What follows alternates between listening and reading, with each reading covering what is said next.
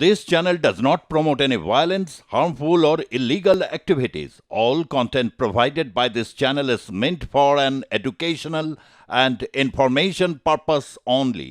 এক সুতোর তফাৎ ছিল। এক সুতোর জন্য ওই যে ছেলেটি চাকার তলায় চাকায় পিষে যায়, ওটা রাজ্য উত্তাল হতো, হিংসার বলি হতো, শিক্ষাঙ্গনগুলো যাচ্ছেতাই পরিস্থিতি হতো। দেবাংশু ভট্টাচার্য বারবার দাবি করছে যে এটাই নাকি ফেক। এই ছবিটি কমপ্লিটলি ফেক, মিথ্যা, ফটোশপ করে তৈরি করা। যাদবপুরকে বিশ্ববিদ্যালয় এইটাই থাকবে এবং এর পেছনে একটা ছবিকরণ কাজ করে। যে আপনি যদি প্রেসিডেন্সি কলেজের ইতিহাসটা দেখেন, এসএফআই এখন সম্প্রতি ইউনিয়নে জিতেছে লেটেস্ট। সিপিএম দীর্ঘদিন ক্ষমতায় থাকাকালীন এসএফআই কিন্তু এতবার জেতে। এবার ঘটনাটা হচ্ছে এই ইনস্টিটিউটগুলোর ভেতরে যেহেতু দীর্ঘ 5-6 বছর আমি কাটিয়েছি, এদের সবসময়ই একটা রাষ্ট্রকে প্রশ্ন করবার একটা প্রসঙ্গ থেকে থাকে। মাথা ফেটে গেছে ইত্যাদি হয়েছে। এই ইন্দ্রানুজ বলে যে ছেলেটি, যাকে নিয়ে এত কথা, ইন্দ্রানুজ এসএফআই এর লোক নয়, ইন্দ্রানুজ আরএসএফ বলে একটি সংগঠনের লোক। আমরা আইসি এবং এসএফআই পরস্পর অভ্যন্তরীণ আলোচনা করে এটা আমরা দেখব, নিজেদের মধ্যে মিটিয়ে নেওয়ার ব্যবস্থা করব, কিন্তু টিএমসি এবং বিজেপিকে ঢুকতে দেওয়া যাবে না। আমি একসময় এসএফআইতে যুক্ত হয়েছিলাম, কিন্তু যেদিন আমি এসএফআইটা ছাড়লাম, সঙ্গে সঙ্গে আমার প্রতি ব্যবহার, আমি প্রথম 2-3 দিন যাওয়ার পর আমি পেছন থেকে টোনটিটকারি শুনি যে তুমি ফিল্ম স্টাডিজ পড়তে এসছো না? হ্যাঁ, কী অসুবিধা হয়েছে? বলছি তুমি তো রাজ চক্রবর্তী ছবিতে অভিনয় করো, এখানে তো আন্তনিয়নি গোদার নিয়ে কাজ হয়, বলে একটু হেসে টোন করে দুজন সিনিয়র চলে গেলেন।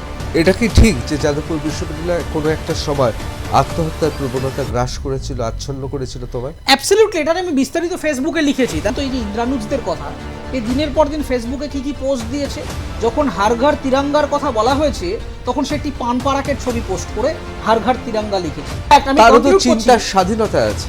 দেখুন, চিন্তার স্বাধীনতা যদি থাকে নিশ্চয়ই থাকতে পারে, কিন্তু জঙ্গিবাদ তাহলে চিন্তার স্বাধীনতা হলে তাহলে আমাদের দেশে ইউএপি আইনটা আছে কেন? তাহলে উমার খালিদকে আমরা জেলে ভরে রেখেছি কেন? এরকম একটা স্টলওয়ার্থ ফিগার, তাকে যে রাষ্ট্রের পোষ্য কুকুর বলে গালিগালাজ করছে, কোন সময় সেটা করেছে সেটা খুব তাৎপর্য। হ্যাঁ, এবং তার মৃত্যুদিনে করেছে, যে এনার বুদ্ধদেব ভট্টাচার্যের মৃত্যুদিনে এত শোক পালন করা কিছু নেই। আমি আপনাকে খুব দুঃখের কথাটা বলছি, খুব বেঁচে গেছি আমরা। আরো বড় কোনো ঘটনা হতে পারত। এক সুতোর তফাৎ ছিল। এক সুতোর জন্য ওই যে ছেলেটি চাকার তলায় চাকায় পিষে যায়নি, মারা যেত ছেলেটি। আর যদি ছেলেটি মারা যেত বা ওরকম কিছু ঘটনা ঘটে যেত দুর্ভাগ্যজনক, ঈশ্বর করেনি, ভালো হয়েছে, শিক্ষামন্ত্রী অক্ষত থাকতে পারতেন না। একটা বিরাট দুর্ঘটনা ঘটতো, গোটা রাজ্য উত্তাল হতো, হিংসার বলি হতো, শিক্ষাঙ্গনগুলো যাচ্ছেতাই পরিস্থিতি হতো। ঈশ্বর বাঁচিয়ে দিয়েছে। আমি বিষয়ে আসছি। দেবাংশু ভট্টাচার্য বারবার দাবি করছে যে এটাই নাকি ফেক, এটাই নাকি তৈরি করা হয়েছে। একবার দেখে নেব কেন দেবাংশু ভট্টাচার্য বলছে ছবিটাই আসলে জাল। দেখুন, আপনাদের একটা ছবি দেখাই। এই ছবিটা বিভিন্ন টেলিভিশন চ্যানেলে ভাইরাল হচ্ছে এবং সিপিএম এর তরফ থেকে, এসএফআই এর তরফ থেকে, অতিবামদের তরফ থেকে এই ছবিটা দেখিয়ে বলা হচ্ছে যে ছেলেটির চোখে চোট লেগেছে, সোকল বলা হচ্ছে ব্রাত্য বসুর গাড়ি নাকি তার উপর দিয়ে চলে গিয়েছে। এটা হচ্ছে সেই মুহূর্তের ছবি যে মুহূর্তে ব্রাত্য বসুর গাড়ি তার উপরে। আমি প্রথমেই আপনাদের দায়িত্ব নিয়ে বলছি, এই ছবিটি কমপ্লিটলি ফেক, মিথ্যা, ফটোশপ করে তৈরি করা। এখন আপনি বলবেন, দেবাংশু তুমি কিসের ভিত্তিতে বলছো? এখন শুধুমাত্র আমার কথায় তো আপনাদের বিশ্বাস করতে হবে না। আমি তার সপক্ষে আপনাদের কতগুলি প্রমাণ দিচ্ছি এবং তার সপক্ষে এমন কয়েকটি জিনিস দেখাচ্ছি যেটা দেখার পরই আপনাদের স্পষ্ট হয়ে যাবে যে সিপিএম কোন স্তরে গিয়ে মিথ্যাচার করতে পারে, এবং এই স্তরে গিয়েই তারা আরজি কর কাণ্ডের সময় মিথ্যাচার করেছিল এবং এখনো করছে। প্রথমত, এই ঘটনা চলাকালীন সেখানে কোনো স্টিল ছবি তোলা হয়নি, কোনো স্টিল ছবি মার্কেটে নেই। যে কটা ফ্রেম ভাইরাল হচ্ছে বা ছবি ভাইরাল হচ্ছে, প্রত্যেকটা ছবি ভিডিও থেকে পজ করে সেই ফ্রেমটা নেওয়া, অর্থাৎ ভিডিও থেকে ছবিগুলো এক্সট্রাক্ট করা, কোনো স্টিল ছবি তোলা হয়নি। এবং এই ছবিটা আপনারা যদি দেখেন, স্পষ্ট বোঝা যাচ্ছে এটা কোনো ভিডিওর অংশ। এটা গেল 1 নম্বর পয়েন্ট। 2 নম্বর পয়েন্ট কি, এই ছবিটারই সামনে আপনারা দেখুন একটা কালো মতো বোর্ড দেখতে পাবেন নাম্বার প্লেটের ঠিক নিচে। এই বোর্ডটা দেখতে পাচ্ছেন, যার মধ্যে সাদা সাদা কিছু একটা লেখা রয়েছে বা সামথিং কিছু একটা হবে। এই যেহেতু ভিডিও থেকে নেওয়া ফ্রেম, এত স্পষ্ট বোঝা যাচ্ছে না, এবং এই কারণেই ফটোশপ করতে হয়তো সুবিধা হয়েছে, যেহেতু ছবিটা স্পষ্ট নয়। এবার দেখুন, এই যে কালো ফ্রেমটা বেরিয়ে আছে, এই ফ্রেমটার ভেতরে ঢুকে রয়েছে সেই সো কল্ড আহত ছাত্র। এখন খুব স্বাভাবিকভাবে আপনাকে বিবেচনা করার জন্য অনুরোধ করছি, একজন মানুষ এই একটা শক্ত ফ্রেম, এই শক্ত ফ্রেমের ভেতরে এবং চাকার সামনে, অর্থাৎ চাকা এবং এই ফ্রেমটার মাঝের যে অংশটা, তার মাঝে এই ছেলেটা রয়েছে বলে দেখানো হচ্ছে। এবার স্বাভাবিক বুদ্ধি দিয়ে বিবেচনা করুন, এই বুদ্ধি লাগানোর জন্য কোনো রকেট সায়েন্সের প্রয়োজন নেই। তৃণমূলের আরেক মুখপাত্র, তাকে আমরা তৃণমূলের আইআইটি বাবা বলে ডাকি। যখন যা ইচ্ছে হয়, যা খুশি মনে আসে বলতে থাকেন। এখনো পর্যন্ত আহতরা এক্সরে রিপোর্ট দেখতে পাইনি, কিন্তু তিনি কোথা থেকে একটা এক্সরে রিপোর্ট কালকে দেখে তিনি বাজারে ছেড়ে দিয়েছিলেন যে এক্সরে রিপোর্টে ফ্র্যাকচার নেই। তিনি আবার আজকে অশ্রাব্য কুশ্রাব্য ভাষায় গালিগালাজ করেছেন, প্রতিবাদীদের দেখেছি, শুনেছি। আমার নাম মুখে নিতে অভিরুচি হয় না। যা পেরেছেন, যা বলেছেন, আসলে নিজের পরিচয়, নিজের দলের পরিচয় বেআপ্ত করছে। এই যা হয়েছে, আমি হ্যাঁ, আমার খুব দুঃখ লাগছে যে কম্পিটিশন হচ্ছে কি চাকার মধ্যে কতটা পড়েছিল এটা নিয়ে, রক্তটা নিয়ে নয়। যে কোনো কারণে ক্ষতিগ্রস্ত হয়েছে, আরও কত ক্ষতি হতে পারত, এটা কোনো আলোচ্য বিষয়। বিশ্ববিদ্যালয় এই জায়গায় তৈরি হলো কেন? আজকে বার্তাবাবু বলছেন শীত, বর্ষা, পুজো, শীতের অনুষ্ঠান, মেলা এইসবগুলো চলে গেছে বলে নির্বাচন এবার হবে এই মার্চ মাসে, এপ্রিল মাসে হবে বলছে তো, 5 বছর ধরে হয়নি। অবশ্যই আমি আপনার কাছে আসছি। তার মানে অঙ্কে আসছে, অঙ্কে মিলছে। অর্থাৎ এটাই চেয়েছিল, এই হুল্লোড়টা চেয়েছিল, এই হুল্লোড়, এই রক্তের জন্য অপেক্ষা ছিল। আমি একটা পরিষ্কার কথা বলছি, আজকে আমি এইমাত্র জানলাম যে বিশ্ববিদ্যালয়ের তৃণমূলপন্থী যেসব অধ্যাপক, তাদের ঘরের মানে অফিসের গেটের সামনে তালে তালে জুতো মারো পোস্টার লেখা শুরু হয়ে গেছে। আমি শিক্ষক ছাত্রের সম্পর্কের কথা বলছি, অধ্যাপকরা যারা ক্ষতিগ্রস্ত, অসম্মানিত হয়েছে। আমি একজন শিক্ষক, আমার খুব গায়ে লাগছে। কি হলো? এই যে বুনিয়াদ তৈরি করলো কে? রাজ্য সরকার কেন জিজ্ঞাসা করি, আমি সরকারকে বলছি যে কেন স্থায়ী উপাচার্য নেই বিশ্ববিদ্যালয়ে বলুন, বিশ্ববিদ্যালয়ে কেন একটা স্থায়ী রেজিস্ট্রার নেই বলুন, কেন বিশ্ববিদ্যালয়ে ফিনান্স অফিসার 3টে গুরুত্বপূর্ণ পদ নেই, কেন প্রভিসি একজন নেই, একজন নেই, কেন নেই? কতদিন ধরে বিশ্ববিদ্যালয় চলবে? বিশ্ববিদ্যালয়ের ল অ্যান্ড অর্ডার মেনটেন করতে গেলে বিশ্ববিদ্যালয়ের যোগ্য আধিকারিক থাকতে হবে এবং তাকে স্থায়ী হতে হবে। অস্থায়ী নিয়ে এইরকম করলে হবে? শিক্ষাবন্ধু অফিসটা জ্বালিয়ে দেওয়া হয়েছে। আমি বিশ্ববিদ্যালয় মনিটরিং কমিটি চেয়ারম্যান, পয়সা করে যাতে কম খরচা হয় সেটা দেখি, বুকে লাগছে। বিশ্ববিদ্যালয় আর্থিক দুরবস্থায় ঢুকছে, লক্ষ লক্ষ টাকা খরচা হবে। একটা কমপ্লেন যায়নি থানাতে, জ্বালিয়ে দেওয়া হয়েছে। বিশ্ববিদ্যালয়ের পক্ষ থেকে একটা থানাতে কমপ্লেন যায়নি। অবশ্যই আমি আসছি আপনার কাছে। ফোন করেছিলাম, পাইনি। বেশি অসুস্থ হয়ে আছে, আমি কালকে দেখব। আমি রাজ্যপালের দপ্তরের সাথে কথা বলছি, কি চলছে বিশ্ববিদ্যালয়টা। অবশ্যই আমি একটু আপনার কাছে আসছি। আমি একবার অরিত্র দত্ত বণিকের কাছে চলে যাবো। অরিত্র, যেহেতু যাদবপুর বিশ্ববিদ্যালয়ের প্রাক্তনী, যেহেতু গোটা ঘটনাটা দেখেছো এবং বিশেষ করে তোমার স্ট্যাটাসে, ফেসবুকে বিভিন্ন প্রতিক্রিয়া পাওয়া গেছে এবং প্রতিক্রিয়াগুলো খুব জোরালো। সাধারণত যাদবপুর বিশ্ববিদ্যালয়ের ভেতরে এই যে এলিটিজম, আমি কোট আনকোট এলিটিস্ট বলছি, এর বিরুদ্ধে সাধারণত কেউ খুব একটা মুখ খোলে না, না বামেরা, না তৃণমূল, না বিজেপি।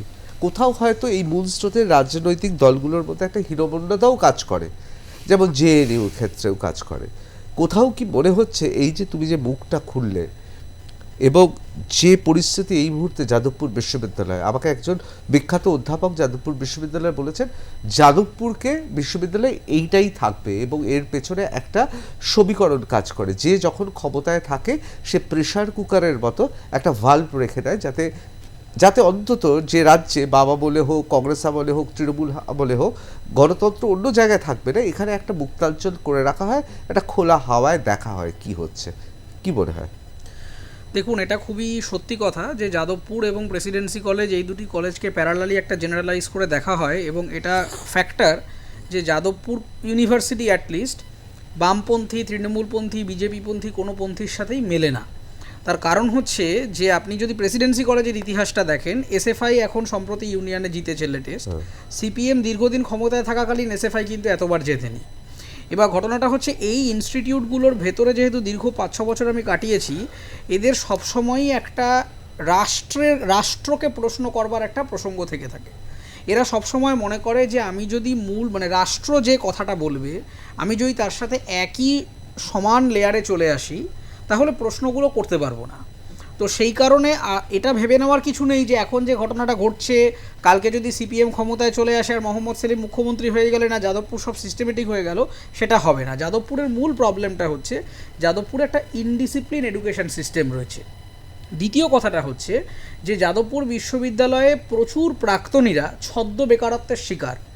এই যে যাবতীয় রাজনৈতিক প্রোপাগান্ডা পেছনে এই দাদারা দিদিরা অমুক দাদা তমুক দিদি এই সমস্ত যে রয়েছে, এর মূল কারণ হচ্ছে আমি 2016 সালে যখন গ্র্যাজুয়েশনে ভর্তি হই আমি আধিকারিকদের জিজ্ঞাসা করেছিলাম যে একই চৌহদ্দির মধ্যে আপনারা ইঞ্জিনিয়ারিং ফ্যাকাল্টিতে ক্যাম্পাসিং করাচ্ছেন, দেশ বিদেশে চাকরি করছে, আপনারা খবরের কাগজে কম্পিটিশন করছেন, এই কোম্পানিতে এত কোটি টাকার চাকরি পেলো অমুক তসু, তাহলে আর্টস ফ্যাকাল্টিটা ব্রাত্য কেন? আর্টস ফ্যাকাল্টিতে যে ছেলেটা মেয়েটা ইতিহাস বাংলা সংস্কৃত এসব নিয়ে পড়ছে, যে নেট সেট পিএইচডি করবে না সে কি করবে? এরকম প্রচুর ছেলেমেয়ে রয়েছে যারা আমার সাথে এখনও সম্পৃক্ত হয়ে আছেন কাজের সুযোগে, যারা পড়েছেন বাংলা নিয়ে মাস্টার ডিগ্রি করেছেন, কাজ করছেন ডিজিটাল মার্কেটিংয়ে। সে হতে চেয়েছিল হয়তো বাংলা গবেষক, পারেনি। তার কারণ হচ্ছে কেরিয়ার অবজেক্টিভ তৈরি করানোর জন্য কোনো ব্যবস্থা আর্টস ফ্যাকাল্টিতে প্রতিষ্ঠান সরাসরি নেয় না।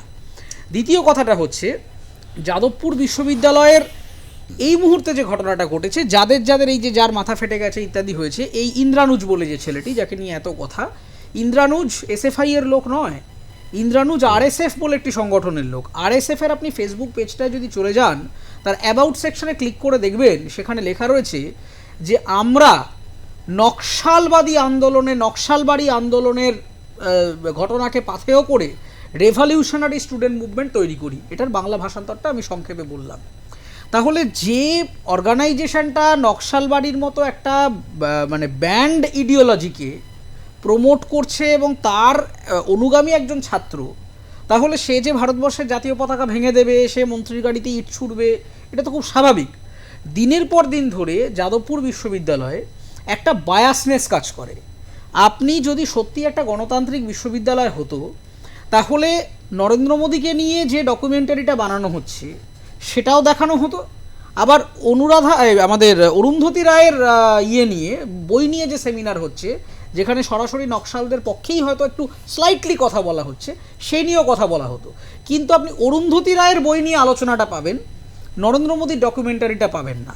আপনি ঋত্বিক ঘটককে নিয়ে কাজ করা দেখতে পারবেন, কিন্তু আপনি কেরালা ফাইলসটা এখানে দেখতে পারবেন না।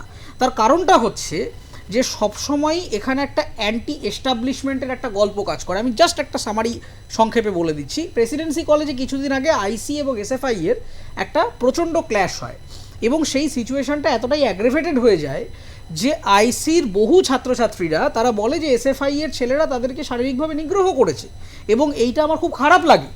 কারণ প্রেসিডেন্সির মতো এরকম একটা সুন্দর ইনস্টিটিউশন, এই ঘটনা আমি ফেসবুকে লিখি যে এটা তো হতে পারে না, এটার এগেনস্টে আমাদের ন্যায় প্রতিষ্ঠা করতে হবে, আমাদের শিক্ষক ছাত্র প্রতিষ্ঠান সব এক জায়গায় আসুন। তার এগেনস্টে আমার কাছে যে উত্তরটা আসে যে দাদা আপনি পোস্টটা না ডিলিট করে দিন। আমরা কেন এই কথা বলছেন? প্রেসিডেন্সির ছাত্ররা বলছে। তখন বলছে দেখুন আমাদের অমুক তারিখে সোমবার একটা জেনারেল বডি মিটিং আছে, আমরা আইসি এবং এসএফআই পরস্পর অভ্যন্তরীণ আলোচনা করে এটা আমরা দেখব, নিজেদের মধ্যে মিটিয়ে নেওয়ার ব্যবস্থা করব, কিন্তু টিএমসি এবং বিজেপিকে ঢুকতে দেওয়া যাবে না। এই যে একটা টেরিটরির রাজনীতি, মানে আমার 55 একর জমিটা হচ্ছে বাম মনস্কদের জায়গা। আমি একসময় এসএফআইতে যুক্ত হয়েছিলাম, কিন্তু যেদিন আমি এসএফআইটা ছাড়লাম সঙ্গে সঙ্গে আমার প্রতি ব্যবহার ওখানকার গোটা ছাত্র কমিউনিটির কমপ্লিটলি ঘুরে গেল। এবং আপনাকে এটাও বলে দিচ্ছি, শুধু ছাত্র নয়, এর মধ্যে শিক্ষকদেরও ইন্ধন রয়েছে। এবং সেইটা দিনের পর দিন ধরে এই জিনিসপত্রগুলো চলে বলেই যে লোকটা, যে ব্যক্তি, যে অর্গানাইজেশন প্রতিষ্ঠিত, সেই প্রতিষ্ঠিত সিস্টেমের বিরুদ্ধে কথা বলাটাই এর কাজ। আমি যখন ফিল্ম স্টাডিজ নিয়ে যাদবপুরে পড়তে যাই, আমার 5 সাবজেক্ট ছিল, আমি প্রথম 2-3 দিন যাওয়ার পর আমি পেছন থেকে টোন টিটকারি শুনি যে তুমি ফিল্ম স্টাডিজ পড়তে এসছো না? হ্যাঁ, কী অসুবিধা হয়েছে? বলছি তুমি তো রাজ চক্রবর্তীর ছবিতে অভিনয় করো, এখানে তো আন্তনিওনি গোদার নিয়ে কাজ হয়, বলে একটু হেসে টোন করে দুজন সিনিয়র চলে গেলেন। তার মানে এটা ধরে নিচ্ছে যে রাজ চক্রবর্তী আন্তনিওনি গোদারের নাম শোনেনি, বা আমি প্রথম একটা ইন্টারন্যাশনাল ফিল্ম নিয়ে কাজ করছি। এই যে মেরিটোক্রেটিক ইগো, যে আমি একটা এন্ট্রান্স দিয়ে পাশ করে এসেছি, তার মানে আমি এমন কোনো একটা ব্রহ্মত্ব লাভ করেছি যে আর বাকি মানুষগুলো তারা মানুষ নয়।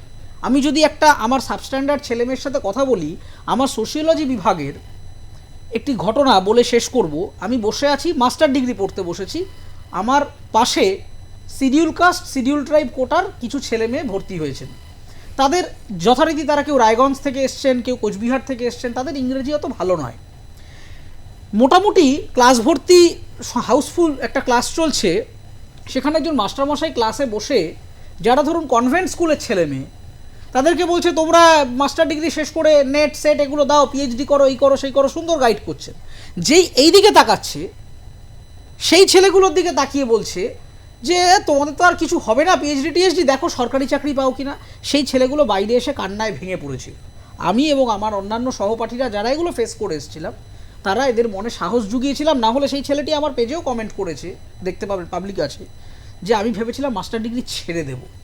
এটা কি ঠিক যে যাদবপুর বিশ্ববিদ্যালয়ে কোনো একটা সময় আত্মহত্যার প্রবণতা গ্রাস করেছিল, আচ্ছন্ন করেছিল তোমায়? অ্যাবসলিউটলি, এটা আমি বিস্তারিত ফেসবুকে লিখেছি। তার কারণ হচ্ছে যাদবপুর বিশ্ববিদ্যালয়ের কিছু নির্দিষ্ট ডিপার্টমেন্ট আছে যেখানে সত্যি মাস্টারমশাইরা সঠিকভাবে দেখেন, কাজ করেন। কিছু ডিপার্টমেন্ট আছে যেখানে ভর্তির সময় থেকে আমি কিভাবে অবসাদের মধ্যে এলাম, আমি জাস্ট দুটো লাইন বলি। আমি যাদবপুর বিশ্ববিদ্যালয়ে ভর্তি হতে গেছিলাম বাংলা সাহিত্য নিয়ে পড়বো বলে, কিন্তু আমার কেরিয়ারে বাংলা সাহিত্য নেই, আমি পড়েছি সোশ্যাল সায়েন্স নিয়ে। কীভাবে এলাম হচ্ছে আমি যখন ডেস্কে, আমি একা নয়, আমার মা বাবাও গেছিলেন সেখানে, কারণ আমাদের পরিবারের আগে কেউ যাদবপুরে নিয়ার হিস্ট্রিতে পড়েনি। এবার ওখানে এমনভাবে আমাদের কনভিন্স করানো হলো যে বাংলাটা ঠিক মানে পড়ে কেরিয়ার অবজেক্টিভটা কিছু হবে না, sociology will be an better opportunity. তো আমরা একটু লক্ষ্যভ্রষ্ট হয়েই, মানে আমরাও খানিকটা দায়ী হয়তো, কিন্তু লক্ষ্যভ্রষ্ট হয়ে গেলাম, ম্যানুপুলেটেড হয়ে গেলাম, সোশিওলজিতে ঢুকলাম। পরবর্তী ক্ষেত্রে জানতে পেরেছিলাম যে আমি একটা এমন দলের ডেস্কে গিয়ে কথা বলেছিলাম যেই দলটা এসএফআই বিরোধী। ফলে বাংলা বিভাগে যেহেতু এসএফআই এর গড়, এরা চায় না যে বাংলায় বেশি লোক ভর্তি হোক বলে এরা আমাকে ওইদিকে গ্যারেজ করে দিয়েছে। সেটা আমি 2 বছর পর জানতে পারি। তারপরে কেন অবসাদে পড়লাম, আমাকে প্রথমে বলা হলো বাইলিঙ্গুয়াল কোর্স, অতএব বাংলা ইংরেজি 2 ভাষাতেই পড়ানো হবে। যখন কোর্সটা শুরু হলো আমি প্রথমেই দেখলাম যে 95% ম্যাটেরিয়াল ইংরেজিতে, কথা বলতে হচ্ছে ইংরেজিতে, লিখতে হচ্ছে ইংরেজিতে, এবং বাংলায় লিখলে তাদেরকে একটু আউটকাস্ট করে দেওয়া হচ্ছে। এবং সেখান থেকে আমার নম্বর কম হতে আরম্ভ করলো। পরবর্তী ক্ষেত্রে রীতিমতো আমেরিকান দূতাবাসে ইংরাজি প্রশিক্ষণের কেন্দ্রে এখনও রেজিস্ট্রেশন ভেরিফাই করে নিতে পারবেন। আমি সেখানে কোর্স করে ইংরেজির দখল তৈরি করে আবার যাই। কিছু ডিপার্টমেন্ট ভালো আছে সত্যি কথা, কিছু মাস্টারমশাই ভালো আছেন সত্যি কথা। আবার এটাও সত্যি যে যাদবপুর বিশ্ববিদ্যালয়ের মধ্যে বসে আপনি ভাবুন তো, এই যে ইন্দ্রানুজদের কথা, এই দিনের পর দিন ফেসবুকে কী পোস্ট দিয়েছে। যখন হার ঘর তিরঙ্গার কথা বলা হয়েছে তখন সে একটি পান পারাকের ছবি পোস্ট করে হার ঘর তিরঙ্গা লিখেছে। যখন এই ছত্তিশগড়ে যখন মাওবাদীদের সাথে একটা ক্ল্যাশ হচ্ছে তখন সে মাওবাদীদের পক্ষে কথা বলছে।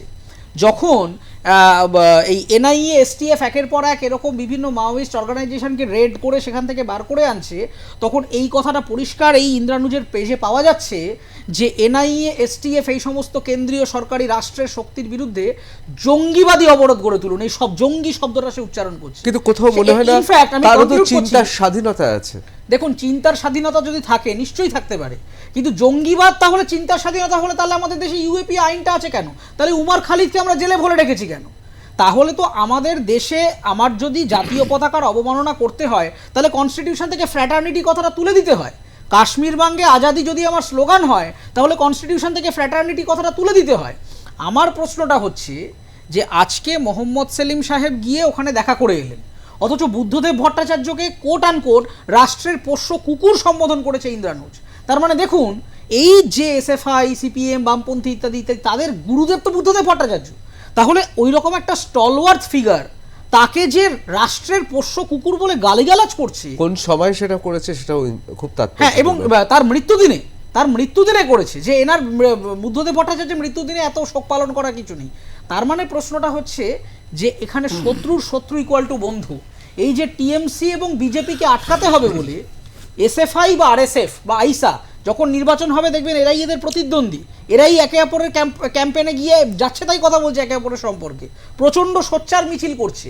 কিন্তু যেই মুহূর্তে এটা টিএমসি ভার্সেস আমার লড়াই চলে আসছে বা এবিভিপি ভার্সেস আমার লড়াই চলে আসছে, তখন শত্রু আমার বন্ধু হয়ে যাচ্ছে। অবশ্যই, কিন্তু তো আমার মনে হয় অরিত্র, আমরা বোধহয় ঋণী যে আজকে কিন্তু এতগুলো পার্টি অফিস ভাঙা হয়েছে, একটাও মানুষকে মারা হয়নি, এর জন্য আমরা ঋণী তাদের কাছে।